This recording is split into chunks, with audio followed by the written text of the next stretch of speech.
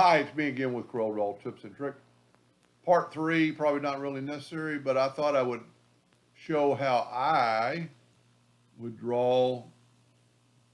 You don't want to use the 2 point line, you want to use the 3 point curve line. I use it so much, I love it. Now, we're not all the way, but it doesn't really matter because we're not going to really use that line, but for blending. I am going to take let's do another 3 point curve line. And I really don't want it on there. And I am going to hit the plus key on the keyboard and mirror it and change the rotation of there.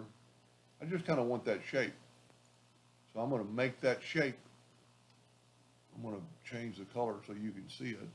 I'll make it blue. Now, I'm going to move that out of the way and I'm going to get rid of that. I still want my line. I'm going to put it back.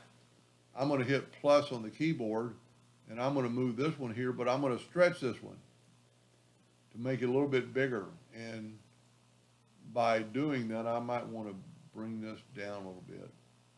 Now I'm going to select both these items, holding down the shift key and go up to effects and blend. And I'm going to blend them just like 5 times. What it does, it makes them a little bit bigger all the time. That really is really kind of nice, and I like my line there. So what I'm going to do now is go to break the blend apart and ungroup them, because it puts it in a group.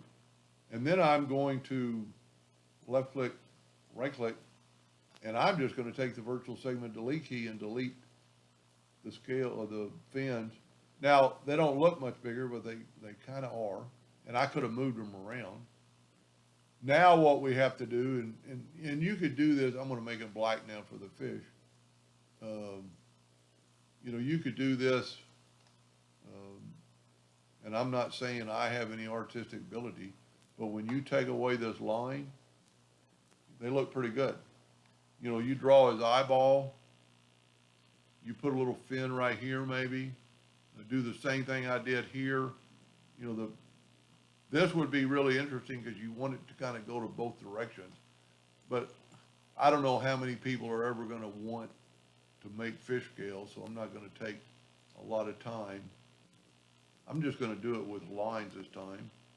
And we're going to hit the plus key on the keyboard.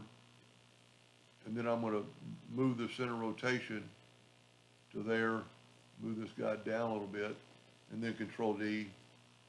That doesn't look half bad. I'm actually going to cut that short.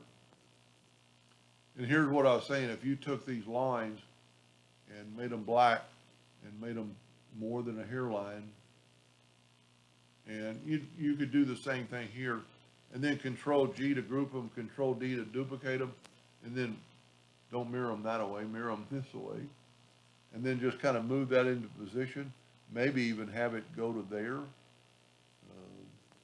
We're a little bit, we're going to have to kind of move them all in.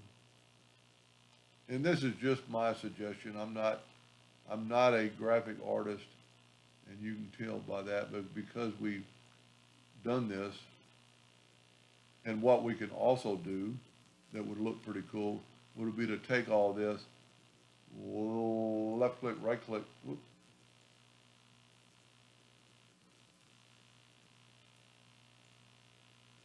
Guess I got to break them apart. Go to Object Group and ungroup. Oh, it's a line. It's not a fill. I'm going to go to Object and convert them to an outline, and then I can left click, right click, and get that shape. And then let's try welding them.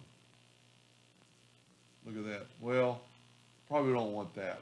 Probably don't want that right there. But very easily is just take those nodes and delete them.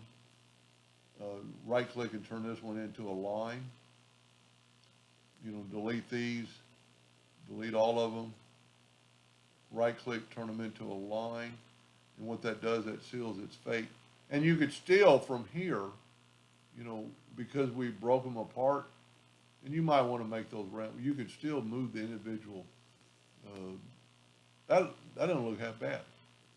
I don't know if I like the, it's almost like a W, so maybe you wouldn't want them joined. But but if you did it like this and blended them and then turned them around, and then you could always take these and turn them black. Not bad. Hope that helped them a little bit. Thank you for watching.